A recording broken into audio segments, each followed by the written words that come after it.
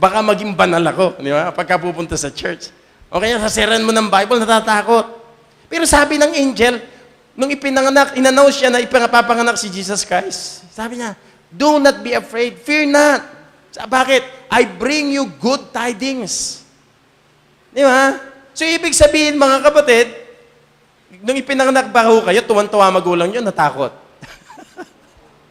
Di ba? Yung angel ho, in-announce, fear not. So, ibig sabihin, ang mensahe ng Christmas, mga kapatid, you are important to God at sabi ng Bible, do not be afraid.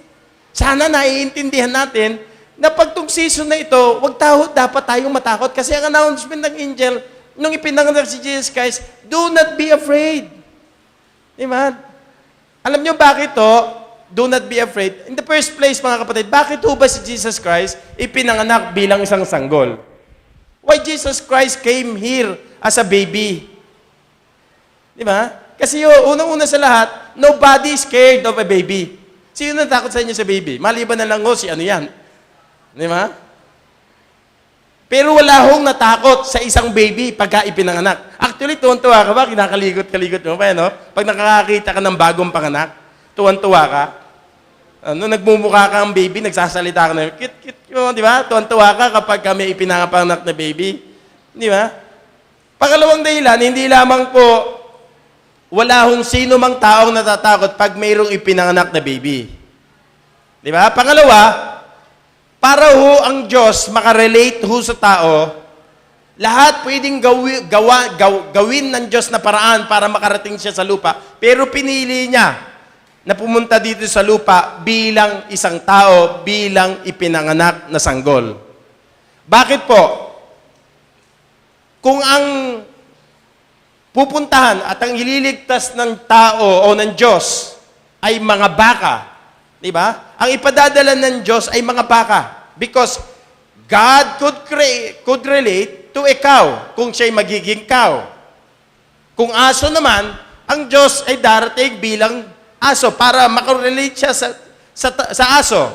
Pero sapagkat ang ililigtas niya, ang nilalang niya na special ay walang iba kundi tao, kaya ho, siya'y naparito bilang isang tao. Bakit? He could relate to human being kapag siya ay nagkatawan tao. Kaya ho, pagka nung dumating si Jesus Christ, alam nilang human being yan, at alam natin, yun ang larawan ng Diyos. Siya yung Diyos na nagkatawan tao sapagkat siya'y ipinanganak as a human being. So, ibig sabihin, nung siya'y nagpunta rito sa mundong ibabaw, ganun din naman ho tayong ipinanganak dito sa mundo as a human being. That's why He came as a human being. Because all of us came into this world also as a human being. So, nakita ho natin, si Jesus Christ is a gift. Kaya ho, pag tinanggap nyo si Jesus Christ as a gift, ano ho ang nakukuha nyo? What do you get? Package deal ho ito na binigay ng Panginoon. And there are 3 gifts na ibinigay ni Jesus Christ sa atin. But first, before you can receive the gifts, you need to accept the giver or you need to accept the gift, the person of the Lord Jesus Christ. So pag tinanggap niyo siya, there is a package gift. Number 1 gift na dais ng Panginoon na matanggap mo at dapat mong tanggapin. Una, ang sabi po ng verse 10, ng Luke chapter 2 verse 10, look at that. I bring you good tidings of great joy, which shall be to all people. So, unang dapat tanggapin ng tao na regalo ay walang iba kundi ang kaligayahan o happiness. Accept God's gift of happiness. Anong sabi ng angel? Dinalan ko kayo ng mahalagang balita which is, sabi ng Bible, great joy. The most joyful news ever announced. Bakit po? Sabi ng Bible, so it means the birth of the Lord Jesus Christ, the greatest news, the most joyful news na narinig ng buong sanglibutan, walang iba kundi ang kanyang kapanganakan. So, dapat yung kanyang birth should give us happiness. God wants you to be happy. Amen? Gusto ng Diyos na maging maligaya ka. Siya yung Diyos na ayaw, yung para po bang minsan may mga tao, pagka ikaw ay naglilingkod sa Diyos o nakakilala sa Panginoon, sumasamba, gusto ng Diyos na ikaw ay maging miserable. Yung bang nilalang ka ng Diyos na parito siya to make your life miserable. Minsan ang pag-iisip ng mga Kristiyano, yung pong boredom, yung sorrow, di ba? Yung misery sa buhay, kasama yung boredom, kasama yung sorrow sa happiness. Di ba? Yung po bang nagtitiwala ako sa Diyos, pero malungkot ang buhay ko, it cannot go together. Kung sabi ng Bible, I bring you great joy. So accept God's gift of happiness. Di ba? Don't make your life what? Miserable. Don't make your life what? Boring. Don't make your life what? Sorrowful. Kasi sabi ng Panginoon, kaya ako'y pinanganak, I have a gift from you, and that is happiness.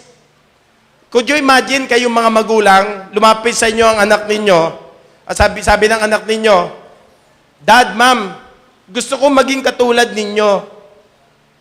Sagot nyo sa anak ninyo, maganda yan. Yan ang pinakihintay ko na ako'y maging katulad mo. At sabi ng siguro ng magulang, kung gusto mo akong maging katulad, that is the most regretful ng buhay mo na ako'y maging katulad mo. Di ba? Hindi yun ang sasabihin mo. Ang sasabihin mo, mga kapatid, you will be happy sapagkat yung anak mo, nais na maging katulad mo.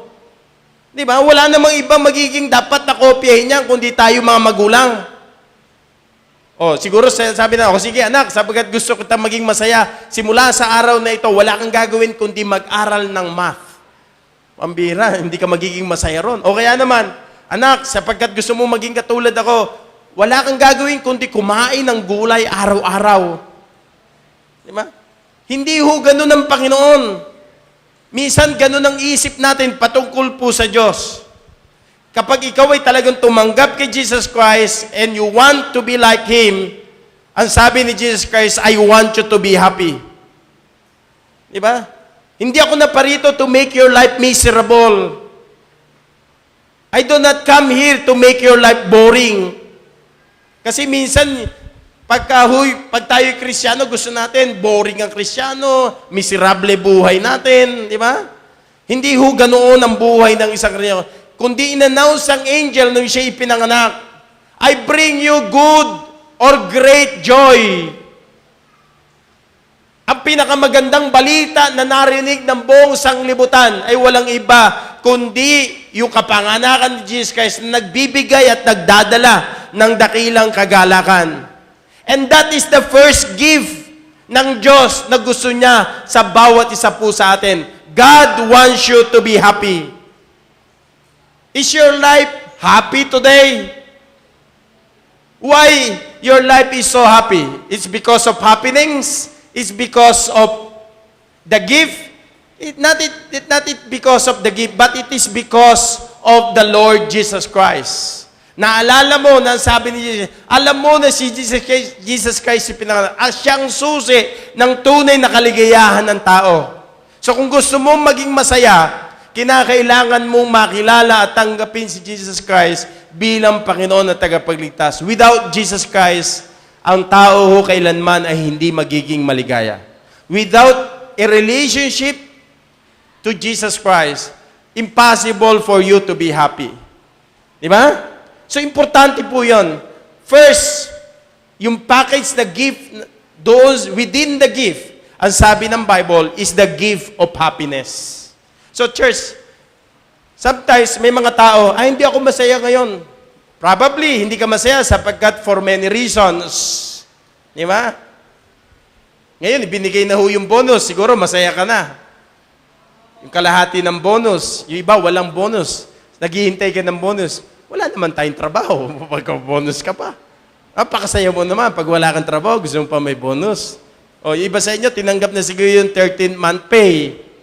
Maagang ibinigay ngayon. Sabi na iba, hindi rin ako masaya kasi binabayaran ko na yung utang ko, no? Ano?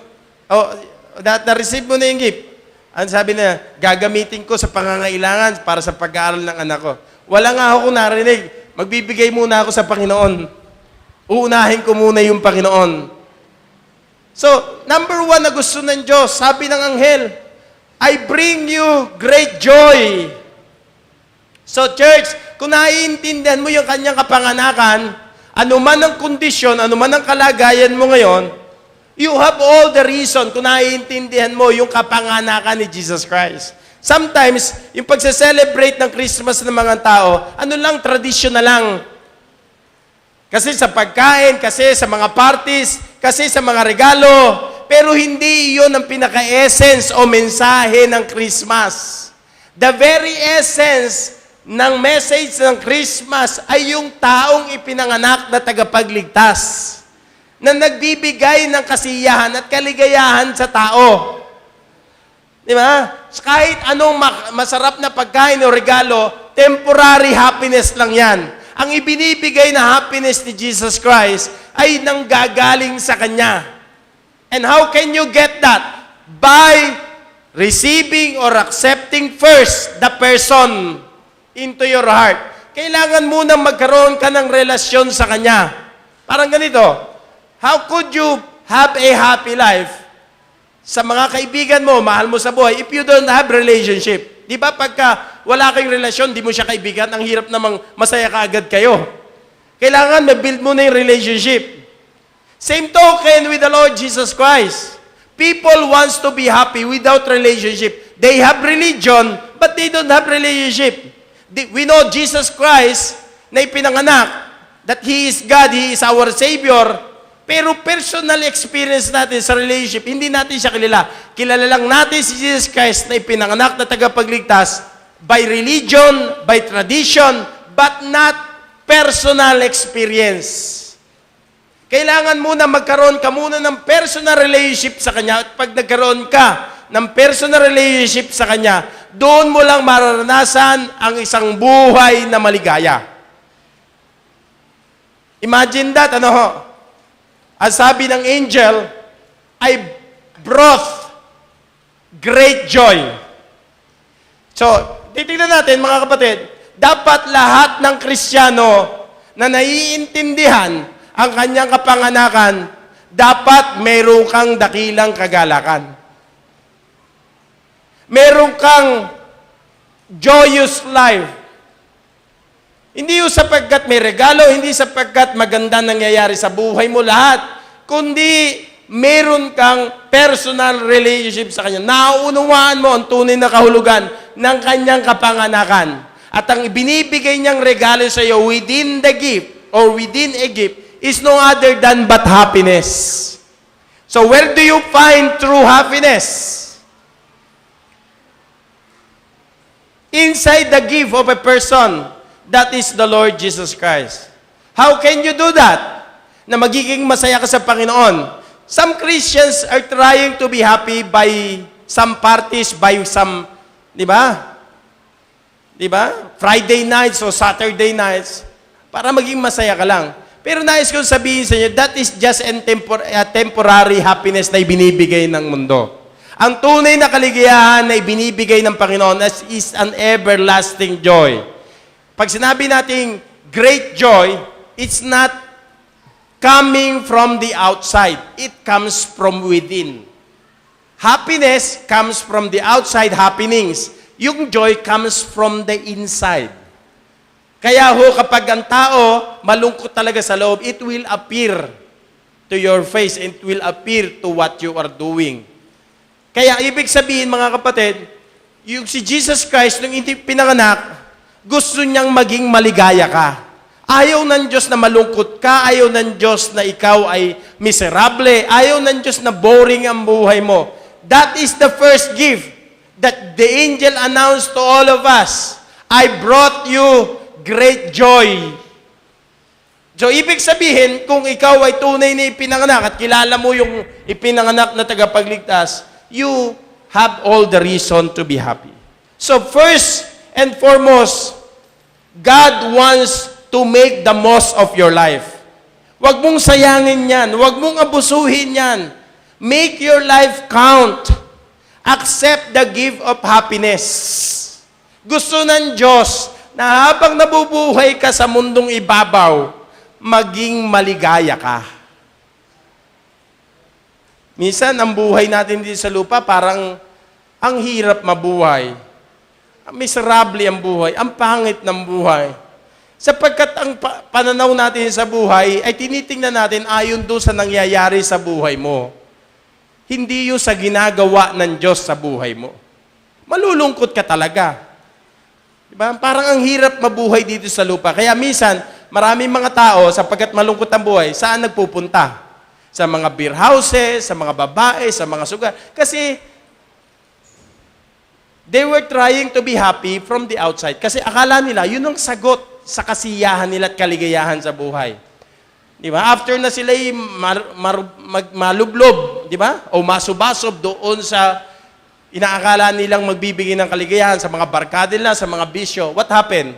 After that, bumabalik ulit. Di ba? Yung lahat ng lungkot mo sa buhay. Hindi ho talaga nawawala. Temporary lang siya. Kaya nga, sa mga bisita po namin, sabi ng angel, I bring you great joy. Ang tanong, do you know the Lord Jesus Christ personally? Do you experience personally yung ipinanganak at in-announce ng angel na ang reason kung bakit siya ipinanganak, bigyan ka ng kaligayahan? It means si Jesus Christ lang ang tunay na makapagbibigay sa iyo ng tunay na kasiyahan at kaligayahan. Without relationship to the Lord Jesus Christ, impossible for you to be happy. Okay? Laging kulang. Pangalawa, na nais ng Diyos na tanggapin mo na regalo is not only accept the gift of happiness, but also accept the gift of hope. Yung pag-asa. Di ba? Hindi lang in-announce ng angel, I bring you great joy to all the people. Di ba? But also, sabi ng verse 11, for unto you this day in the city of David, a Savior which is Christ the Lord. You see, sabi ng Bible, today, your Savior was born. You see, the greatest need of mankind is salvation. So if salvation is the greatest need of man, therefore, there must be a Savior. Kaya, si Jesus Christ, listen, ipinanganak. Sabi ng Bible, ipinanganak sa inyo ngayon, ang ano? Ang tagapagligtas. Meron akong nabasa sa card, Christmas card. Ang pagkakalagay huy ganito, if our greatest need had been information, if our greatest need had been information, God would have sent an educator. Ang ipadadala ng Diyos, educator. Ipadadala ng Diyos, mga IT. Di ba? Mga computer engineers. Yan ang padadala niya. Kasi kailangan na information, mga educator. Another, if our greatest need had been technology, God would have sent us a scientist. Ang dami naman nating scientist, di ba? Marami tayong educator. Pero hindi yon. If our greatest need had been money, what do you think ang padadala ng Diyos? Economist. Di ba? Si Gloria Arroyo, ano yan? Harvard, ano ho yan? Economist yan. Oh, umasenso ba Pilipinas? Yumaman ba Pilipinas? Hindi rin. Di ba? Kung ang kailangan talaga ng tao ay pera, Ang padadala niya, economist. O ito, listen.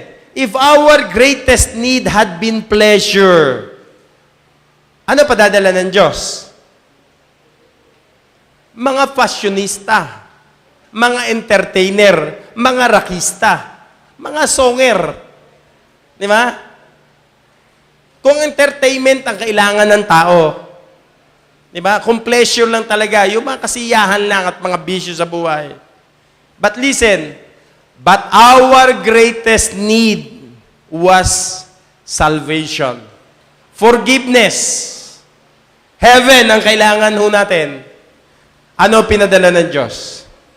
God sent us a Savior. Ang ipinadala ng Diyos ay tagapagligtas. So, ang question lang natin, ano ba ang ibig sabihin ng salvation? What does it mean of salvation? It means three things. Pag sinabi natin kung ano ibig sabihin ng kaligtasan. Number one, forgiveness from your sins from the past. Forgiveness for your past sins. Okay? Yun ang una. Okay? Kapatawaran ng ating mga kasalanan nung nakaraan. Okay? Pangalawa, hindi lamang po forgiveness for your past sins, but also freedom from problems in the present. Okay? Hindi lamang po kaligtasan, kundi pagpapatawad ng ating mga kasalanan. Pangalawa, kalayaan sa ating mga problema, sa problema mo ngayon. May problema ba tayo ngayon? Marami. Ang tanong, malaya ka ba sa problema mo? O alipin ka ng problema sa buhay? Pangatlo, pag sinabi nating salvation, not only forgiveness for your past sins, but also freedom from the problems in the present, but also, number three, fulfillment in eternity. Fulfillment in eternity. Hindi lamang po forgiveness, hindi lamang po freedom, kundi fulfillment in eternity. That's what it means about salvation. So, ang tanong natin ngayon, paano ang tao maliligtas? How do you let God save you? What does it mean to be saved? What does it mean to have salvation? Diba? It means, mga kapatid, you let God give you those things. Ano yun? Kailangan maibigay sa iyo ng Diyos yung mga bagay na ito patungkol sa salvation. Una, kapatawaran, freedom. Matanggap mo muna yung freedom na yon. I-accept mo muna yon. Kailangan mo na mapatawad ka sa iyong mga kasalanan. Kailangan mo na siyang maging tagapagligtas mo sa kasalanan at sa impyerno. Diba? After na ikaw ay maligtas sa kasalanan at sa impyerno, mga kapatid, ang Diyos din ang tutulong sa ating mga problema natin dito sa ating buhay. At pangatlo, siyempre, gusto ng Diyos in eternity, magkaroon ka ng fulfillment. So, accept God's gift. Di ba? Accept God's gift. Parang ganito. Yung mga estudyante na ho natin dito, tinrain na lumangoy. Kaya marunong na ho sila lumangoy. They can save a person na nalulunod. Ngayon naman, titrain ho sila every Saturday sa music. Piano, violin, and voice. Wala na hong free ngayon. Salvation lang ang free. Pero binayaran ho yan ang mahal ni Jesus Christ ng kanyang precious blood. Now, kung gusto nyo ho talaga matutong tumugtog, kumanta, you have to invest. Minsan gusto natin, pati ministry, humusay tayo pero ayaw natin mag-invest. Di ba? Huwag niyong panghinayangan yung gagastusin nyo sa anak nyo, lalo na yung pag-hone o pagde-develop ng kanyang talent. Di ba?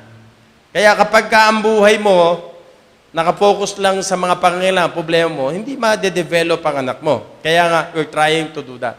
Kaya nga po, maging yung choir natin, mga singing group natin, gusto nating salain talaga. Hindi lang ho talaga, gusto mo lang kumanta. Wala kang magawa sa buhay mo.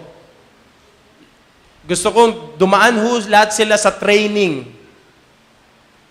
para ho salang-sala ang lahat ng tumutugtog at kumakanta.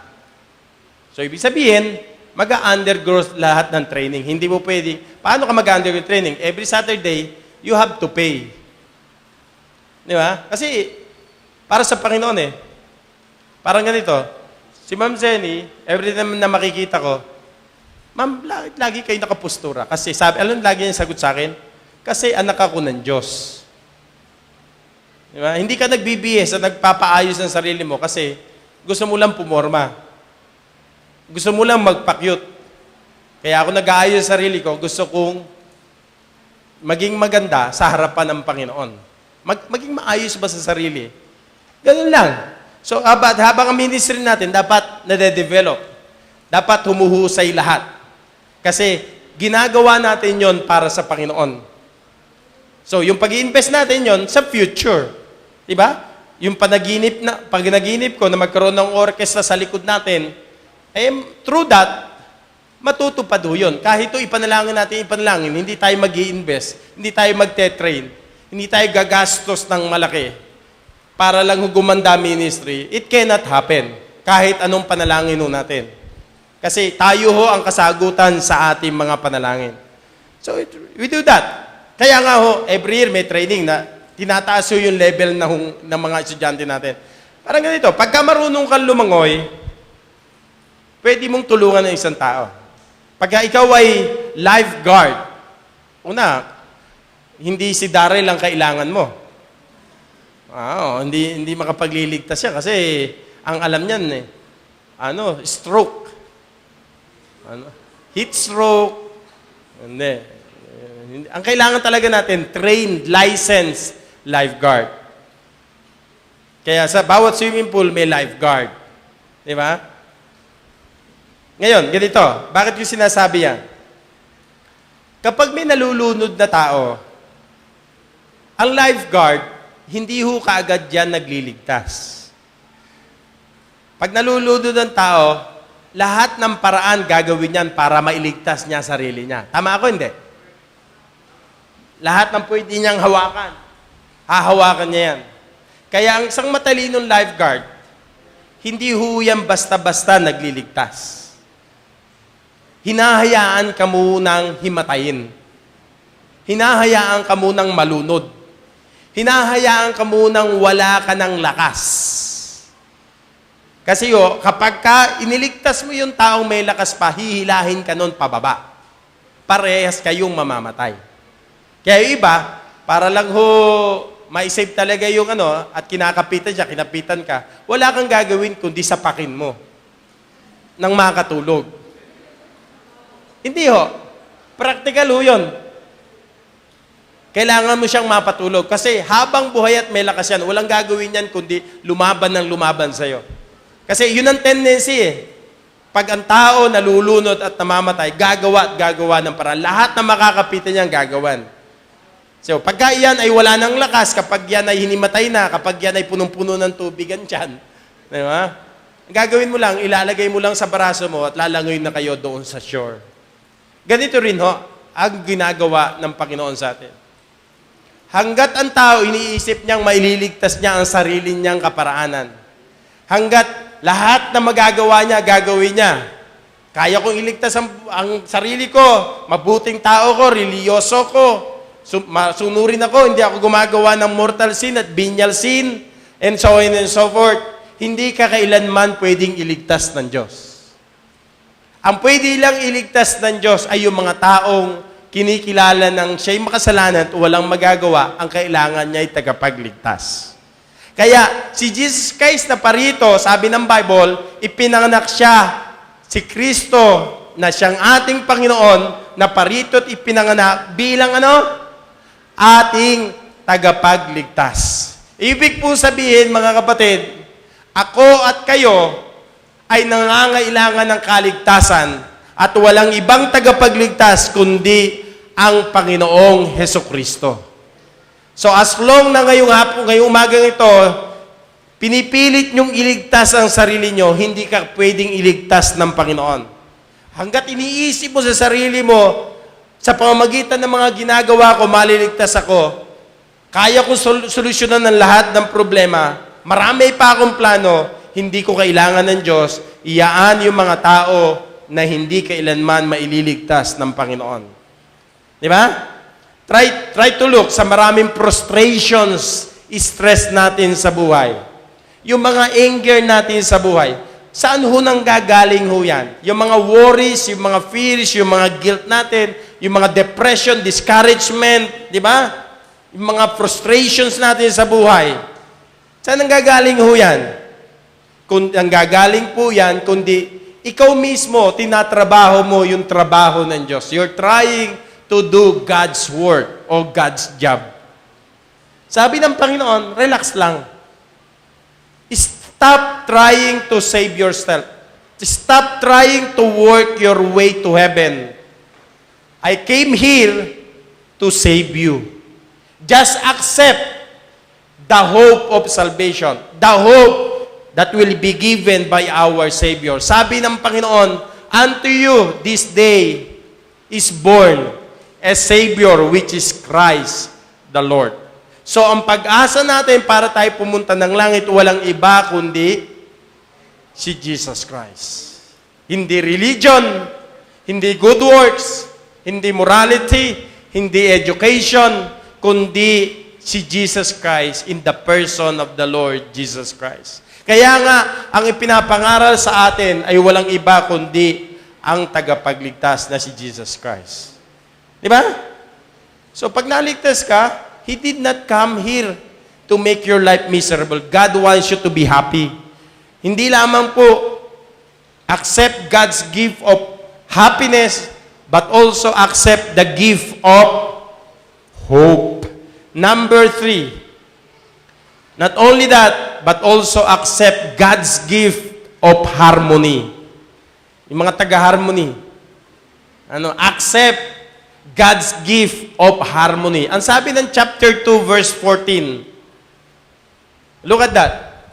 Verse 14. Glory to God in the highest, and on earth, peace, goodwill toward men.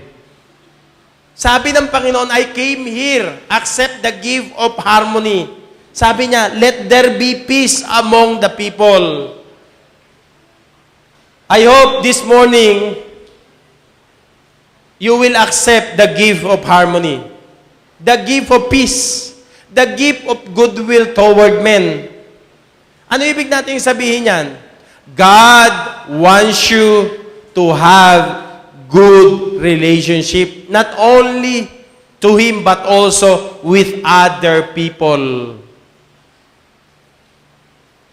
Sabi ng Panginoon, gusto ko munang ayusin mo buhay mo sa akin, your relationship with God first. Kasi po, kahit anong gusto natin pakipag-ayos sa relasyon natin sa ibang tao, kapag ang relasyon natin sa Diyos hindi maayos, lagi hong magulo yan. Pero kapag ako at kayo, maayos ang katayuan ko, relasyon ko sa Diyos, kahit magulo at kahit hindi tayo magkasunod, magiging maayos.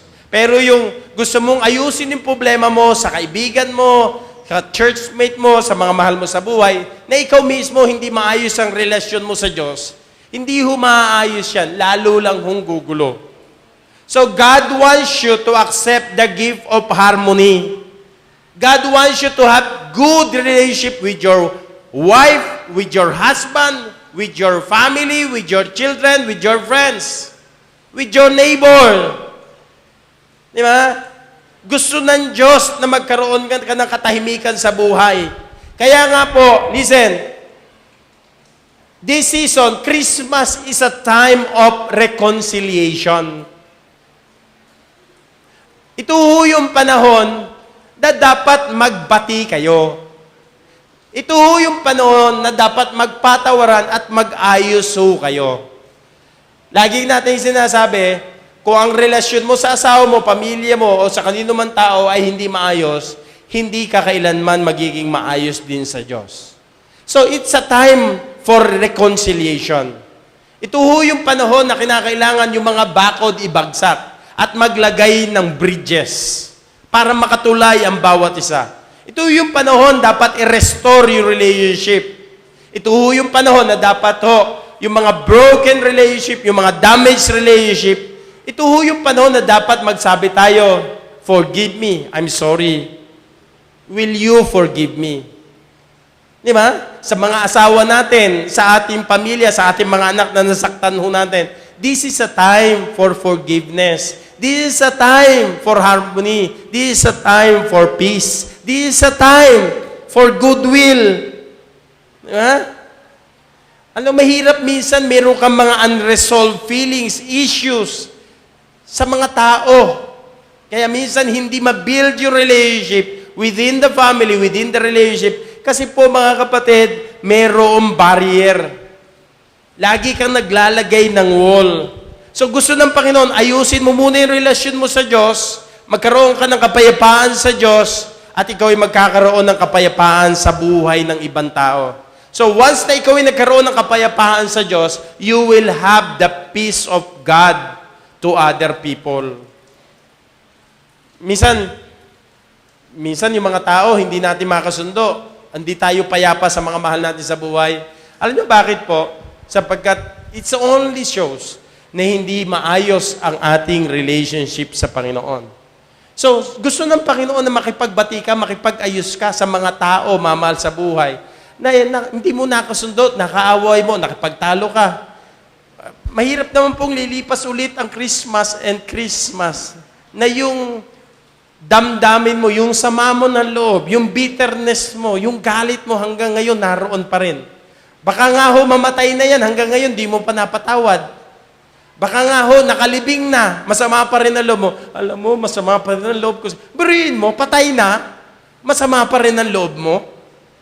Nakalibing na, bangkay na, buto na, bulok na, inuod na. Di ba? Patay na yung tao hanggang ngayon, di mo pa mapatawad. Di ba? May mga taong ganyan. Samantalang ang sabi ng Panginoon, na parito ko, hindi lamang maging tagapagligtas mo, hindi lamang para maging masaya ka, hindi para bigyan kita ng pag-asa. Gusto kong magkaroon tayo ng isang mapayapang relasyon, maayos na relasyon, healthy relasyon. Ang sabi ng Bible, maayos na kalooban sa bawat isa. Meron ba tayong mga nakakarga na mga bagahe sa isip at buhay natin nung mga nakaraan pa na ginawa sa'yo na hanggang ngayon? Di ba? May galit ka pa rin, may sama ka pa rin na loob na kinakailangan mong i-let go. It might be yung mga pain at hurt na ginawa sa'yo ng anak mo, ng asawa mo, ng kaibigan mo. Maybe you were being betrayed. Maybe, di ba, dinisrespect ka. Ang mahalaga, what matters most, mga kapatid, naiintindihan mo ng Diyos na parito sapagkat makasalanan tayo. Siyang gumawa ng paraan. Siya ang nakipagbati sa atin. Siyang gumawa ng hakbang para tayo maging maayos. It means, mga kapatid, it takes humility. It takes, mga kapatid, peace with God and right relationship with God para maging maayos ka sa mga mahal mo sa buhay. Alam niyo po bang isa sa pinakamahirap sa lahat? Yung pamilya mo mismo, hindi magkasundo. Hindi, I don't know if you will agree with me this. Sa lahat po tayo. It doesn't matter kung ano ang mga problema mo sa buhay as long na ang pamilya mo'y masaya, nagkakaisa at nagkakasundo kayo, nagkakaunawaan kayo. It doesn't matter. Kahit anong problema ang dinadaanan mo, mariresolve yung problema. Pero kapag tingnan nyo, kahit anong meron ka ngayon, pero magulo pamilya mo, magulo isip, magulo kayong lahat, wala kayong ginawa kundi mag-away, magtalo at magsumbatan sa bawat sa, hindi kayo magiging masaya. Kahit natutulog ka, kahit kumakain ka, kahit nasaan ka, kahit patay ka na nga, susumbatan ka ng tao. Kaya nga humalaga, mga kapatid, ayusin natin yung ating relasyon sa kapwa natin pamilya, sa kapwa natin tao. Di ba? Mahirap po yun. Bagamat hindi natin maiiwasan, may mga taong ayaw sa atin, galit sa atin. Di ba? May mga taong minsan, walang kibo, pero galit pala sa'yo. Mas maganda nga minsan yung very vocal at nakakita mo, at least alam mo. Di ba? You can make reconciliation. Ang mahirap yung mga taong nagtatago ng sama ng loob at galit sa'yo. Di ba? Yun ang mas mahirap. Pero kapag alam mo, i-reconcile mo. Magiging sa Bible, di ba? Sa Matthew chapter 5, kapag ka may problema ka sa kapatid mo, bago ka di ba? Matthew chapter 5, bago ka mag-offer, bago ka sumamba sa Panginoon, bago ka pumunta sa Panginoon, i-work out mo muna yung relationship mo sa kapatid mo. Kasi, paano ka makapag-concentrate sa pananambahan mo? Example, siya nasa harapan mo, ikaw nasa likod. Di ba? Itong taong ito, habang nagpipreach si pastor, habang nagsasambahan, habang nagkakanta, yung tao, ang tingin mo, hindi sa Diyos, tingin mo sa kanya. Di ba? Paano ka magawa? Kaya nga, proper na dapat mo na ayusin mo muna yung relasyon mo sa Diyos, pangalawa sa tao. So, pag maayos ka na sa Diyos, walang imposible na hindi mo maayos yung problema mo sa tao. Kaya nga, ang mga Kristiyano, sabi ng Romans chapter 12, verse 11, as is it possible, di ba? Kung maaari lang, be peaceful unto all men. Hirap, ano? Maging mapayapa ka sa lahat. Gawin mo ang lahat ng paraan para maging mapayapa ka sa lahat ng tao. Don't you know, mga kapatid, na yung pagdating ni Jesus Christ, nagbibigay ng hope, nagbibigay ng happiness, nagbibigay ng harmony sa loob ng pamilya. O tingnan nyo, kung hindi kayo nakakilala sa Panginoon, yung pamilya ho siguro hanggang ngayon, walang ginawa kundi magbangayan. Di ba? Mag-away. Siguro lumilipad yung mga flying saucer. Di ba? Mga barahil, hiwalay na ho kayo mag-asawa ho ngayon.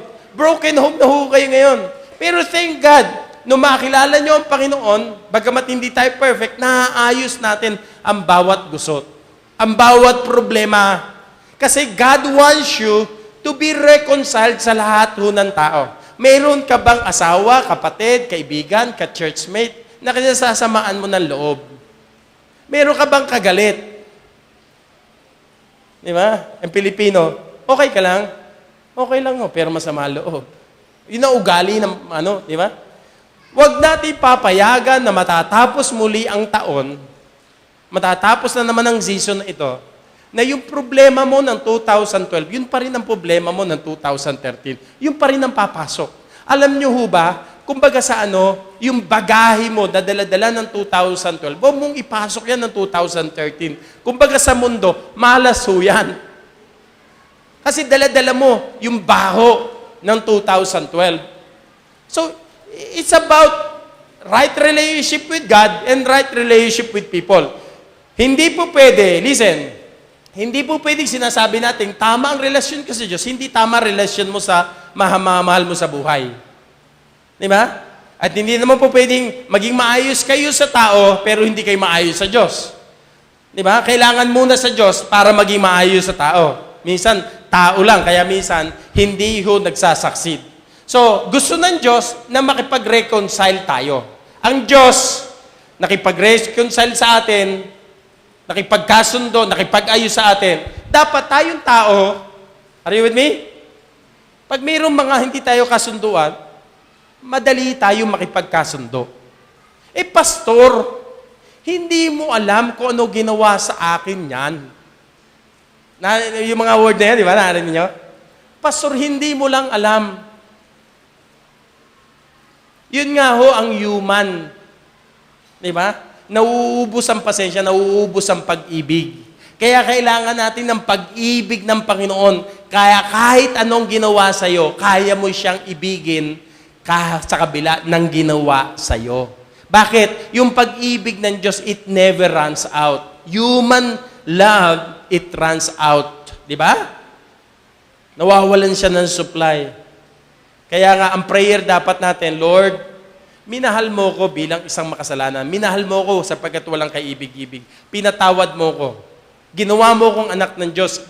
Binigyan mo ko ng assurance ng salvation. Lord, please love me this person according to your love.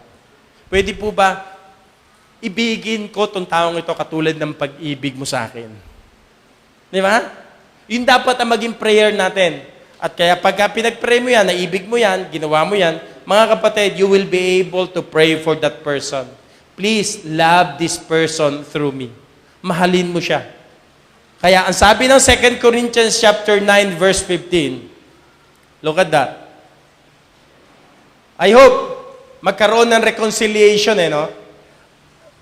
Pagka hindi ho kasi inyo inayos yung problema sa pamilya ho ninyo, o kasalanan, hindi kayo nagkasundo, mananatili ho yan na lungkot, o balaraw, o pain, o hurt sa ating damdamin at isip at puso. Talo ho kayo. Minsan may mga taong, pabayaan mo na yan, okay lang yan. Pero dapat po, yung tamang pakipagkasundo, dapat ho nag-uusap na may pag-ibig, pagpapakumbaba, at pagpapatawad sa bawat isa. Para po ma-restore ang mga broken and damaged relationship. Diba? Damdamin mo, isip at puso mo, nasaktan ka man, kinakailangan marunong ho tayong bumaba at marunong tayong umibig at magpatawad. Kaya pag ginawa natin yan, ang sabi ng 2 Corinthians 9:15, salamat sa Diyos sa kanyang kaloob na di masabi o di masalita. Thank God for His gift. Di ba? It's a wonderful words. Pansinin po ninyo. Nakakita na po ba kayo ng tao? O have you ever received a gift na matagal na panahon hindi nyo pa binubuksan? It's a damn thing, di ba? Usually, pagka nakatanggap ka ng regalo, immediately binubuksan mo, no? Pero alam nyo po ba, may mga tao, for how many years yung regalong ibinigay sa kanya hindi binubuksan? Di ba? Damn thing yun. Alam niyo po ba mga kapatid, nais kong sabihin po sa inyo, 2012 years ago, naparito si Jesus Christ as our gift. Di ba? The person of the Lord Jesus Christ. He came as our Savior. He came to give you great joy. He came to give you hope. He came to give you harmony. Pero hanggang ngayon, hindi mo pa binubuksan yung gift ng buhay mo, gift ng puso mo. Buksan mo para si Jesus Christ makapasok sa puso natin at within that person, within that gift, nasa loob noon yung kaligayahan, nandoon yung pag-asa, nandoon yung maayos na relasyon. Matatagpuan mo lang sa Kanya. Di ba? I grew up sa isang family hindi maayos. Hindi ho ba maayos na maayos? Hindi ho nagiging maayos ang lahat. Pero when we became a Christian, naaayos ho yung problema, nagiging maayos at nagiging maganda. I hope, uuwi tayong lahat ngayong umagang rito. 2012, 2013, papasok na naman. Buksan mo na yung gift. Si Jesus Christ, nais niyang ibigay sa iyo ang salvation. Nais niyang ibigay sa iyo yung gift na yan. And within that package, gusto ng Diyos na maging maligaya ka, magkaroon ka ng punong-puno ng pag-asa, at higit sa lahat, yung relasyon mo sa lahat ng tao maayos.